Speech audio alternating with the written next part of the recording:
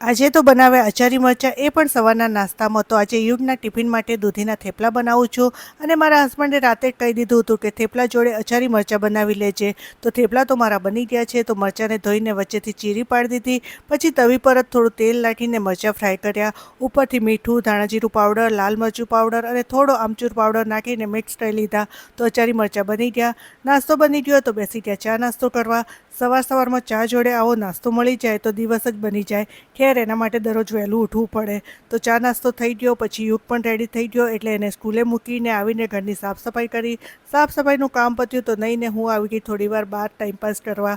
Road ઉપર ઘર હોય તો વાહનો આવતા જતા જોઈને પણ ટાઈમપાસ થઈ જાય. બહુ ટાઈમપાસ થઈ ગયો તો રસોડામાં આવી ગઈ. સૌથી ઇમ્પોર્ટન્ટ કામ તો બાકી છે, જમવાનું બનાવવાનું. તો એ બનાવીને અમે બેસી ગયા જમવા. પછી ગયા યુગને સ્કૂલે લેવા. અને યુગ સ્કૂલેથી આવે એટલે આખા ઘરમાં ધમ્મા ચકડી ચાલુ. તો ચલો યુગને કપડાં બદલીને જમવા બેસાડી દઉં. અને આજનો વ્લોગ થોડો બાકી છે, તો એ આવશે કાલે. ત્યાં સુધી બાય.